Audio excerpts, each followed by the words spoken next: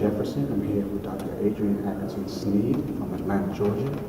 We're here at the National Medical Association Annual Convention in Orlando, Florida. Dr. Sneed just gave a very riveting presentation to the psychiatry section on human trafficking and healthcare. So Dr. Sneed, just tell us a little bit about yourself, a little bit about your background. Well, I am a podiatrist, a surgical podiatrist in Atlanta, Georgia.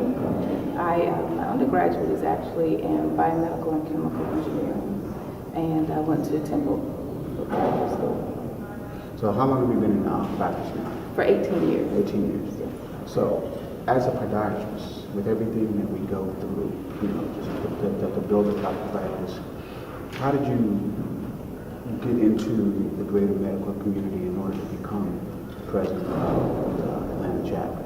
Well, my first office, I actually shared with a primary care physician, a family practice physician, and I would get a lot of referrals from him. He was also very involved with the Atlanta Medical Association, and so that was my first introduction to the AMA. And with that introduction, I just started to make more friends, more associates, a lot more referrals, and it's just grown from there. So one of the things that we're trying to get our members to do now is to broaden ourselves beyond our office walls, interact with the greater medical community, and become an active part of the National Medical Association. How did you get into the area of human trafficking to the point where you're so involved now in the lecturing and you're teaching not just, you're teaching the entire medical community about this issue? Give us a little background about the issue itself and how you became involved. Well, actually, my office, one of the offices sits very close to the Atlanta airport. So I've actually, unfortunately, been introduced with this directly. So I've had some patients that have gone through this.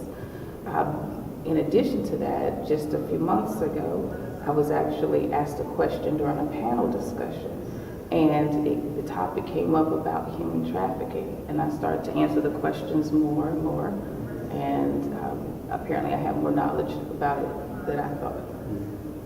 Well, tell us a little bit more about the campaign that you're working on now to combat human trafficking. Well, the important thing is that the doctors and physicians in the entire United States, and it doesn't matter what specialty you are, if you have a specialty, we are the first line of defense with this. These victims do not go to law enforcement. They're afraid of them. Their attackers actually will prevent them from going to law enforcement, but they will take them to the doctor. They always want them to have birth control. They want them to get treated for whatever they may have. If they have lacerations or they have bruises or something that needs to be treated physically, they want their victims to be somewhat healthy to keep working for them. So they'll bring them to the doctor. And so that makes us the first line of defense for them. So it's important for us to recognize those signs of trafficking, of a trafficking victim. We have to be able to recognize if that person's afraid, if they have clothes that they should not be able to afford, or they don't have enough clothing. If they're wearing clothes out of season, if they always have someone else answer the questions for them, if they have a lot of hotel keys, for instance, just hotel keys, that could be a sign that this person's in the hotel a lot.